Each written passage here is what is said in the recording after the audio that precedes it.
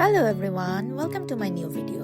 অনেকদিন পর আজকে একটা নতুন রেসিপি নিয়ে আসলাম। আজকে আমি বানাবো আচারি বেগুন বা বেগুনের টক। এখানে আমি 4টা বেগুন একসাথে নিয়ে নিয়েছি এবং এটাকে বাইট সাইজ পিসেস করে প্রথমেই ভালো মতো তেলে ভেজে নিচ্ছি। বেগুনগুলো ভাজতে ভাজতে যখন এরকম কালার চলে আসবে তখন এগুলোকে নামিয়ে রেখে সেম তেলেই আমি 2টা তেজপাতা, 2টা এলাচ, 2টো দারচিনি দিয়ে দিব। মশলাগুলো হালকা ভাজা হয়ে গেলে আমি অ্যাড করে দিব পাঁচফোড়ন এবং পাঁচফোড়নটাও একটু কালচে করে ভেজে নেব। এরপর একে একে অ্যাড করে নেব পেঁয়াজ বাটা, আদা রসুন বাটা, মরিচ গুঁড়া, হলুদ গুঁড়া এবং ভালো করে মশলাটাকে কষিয়ে নেব। মশলা কষানো হয়ে গেলে আমি এটা অ্যাড করে দেব তেঁতুলের রস। এর মধ্যে আমি হালকা কিছুটা পানিও দিয়েছিলাম মশলা এবং লবণও অ্যাড করে দিয়েছি। আর এখন অ্যাড করে দিচ্ছি পরিমাণ মতো চিনি। এখন মশলাটাকে ভালো করে জাল করে নেব এবং এরপর অ্যাড করে দিব ভেজে রাখা বেগুনগুলো।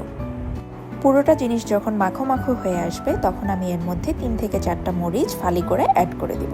ঝোলের কনসিস্টেন্সিটা আপনারা নিজ নিজ ইচ্ছা মতো রাখতে পারেন। আমি এরকম রেখেছি অ্যান্ড এই তো তৈরি হয়ে গেল আমার আচারি বেগুন। এটা আপনারা ভাত এবং পোলাও দুটোর সাথেই খেতে পারবেন।